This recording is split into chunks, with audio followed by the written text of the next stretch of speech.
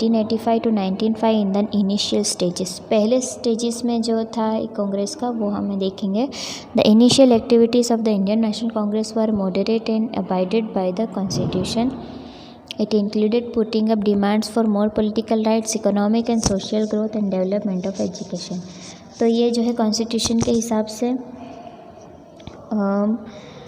Political जो हक है उनकी आर्थिक सामाजिक विकास हो, ठीक है, पढ़ाई के रिलेटेड विकास हो, ये सारा जो था इसके अंदर मेन था। Among other demands inclusion of more Indians in government service, reduction of expenditure on military and other administrative department, डेब्ट relief to farmers, revival of the cottage industry etcetera were included.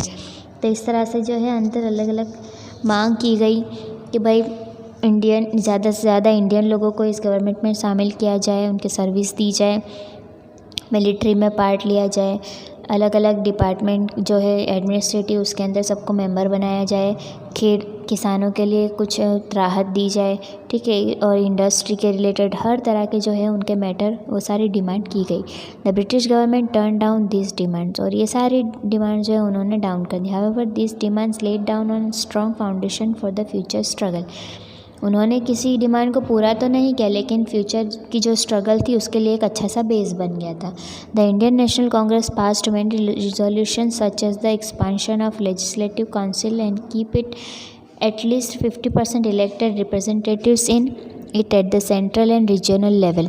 तो इस तरह से जो है कम से कम 50% लोग जो है इलेक्टेड रिप्रेजेंटेटिव उसके अंदर रखे जाते थे। इस तरह की एक लेजिस्लेटिव काउंसिल बनाई गई थी जिसके अंदर लोग जो है डिस्कशन करते थे और अपने अपने जो भी प्रॉब्लम्स है उसका सोल्यूशन की डिस्कशन चलता रहता था।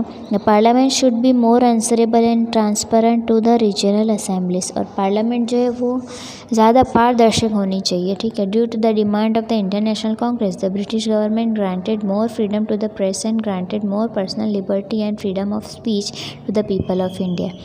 और इस तरह से इंडियन नेशनल कांग्रेस की डिमांड पर ही ब्रिटिश गवर्नमेंट ने लोगों को ज़्यादा आज़ादी दी, प्रेस के अंदर अपने जो है पर्सनल लिबर्टी छूट छाट दी और जो चाहे बोलने की भी आज़ादी दी। वरना अगर सरकार के खिलाफ अगर कुछ बोले तो सीधा जेल हो जाती थी, लेकिन जो है धीरे धीरे छूट छाट देनी शुरू की थी। The Indian National Congress inspired many educated youths and fostered nationalism in the educated class.